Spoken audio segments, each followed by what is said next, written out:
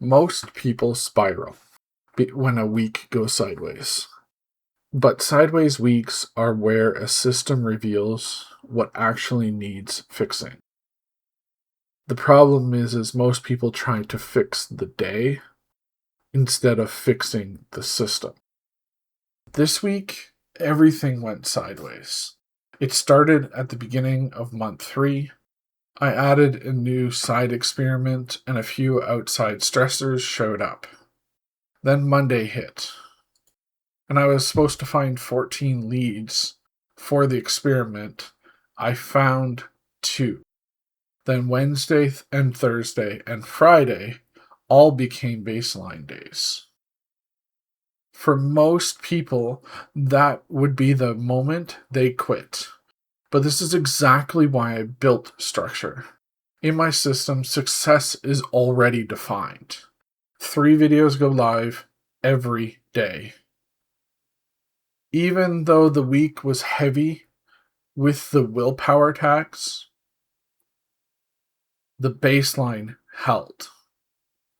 And that is when the system reveals the real problem. Inside my structure, there is something I call the fence posts. Fence posts are non-negotiable boundaries that keep you from wandering completely off the property when things get chaotic. This week, everything else struggled, but the fence post held. The videos still went live. The floor of the business never collapsed because the baseline held. I had the space to run an autopsy on the failure. And the system redistributed the weight. Monday was a 2 lead day. So Tuesday and Wednesday became 20 lead days. No emotions, just math. But then something interesting happened. 3 baseline days in a row exposed the real friction points in the side experiment. Logistics, energy expenditure, geography. Most people would have scrapped the whole thing. Instead, I tracked the pattern and adjusted the structure. The experiment changed from find leads, travel, record content, to find leads, offer custom video prompts.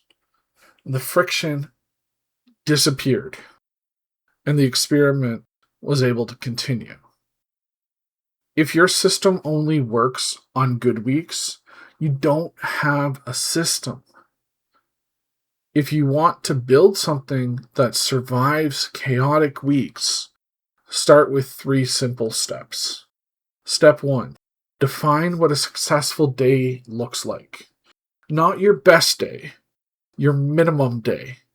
For me right now, that's simple. 3 videos go live. Step 2. Identify the friction points that threaten the baseline.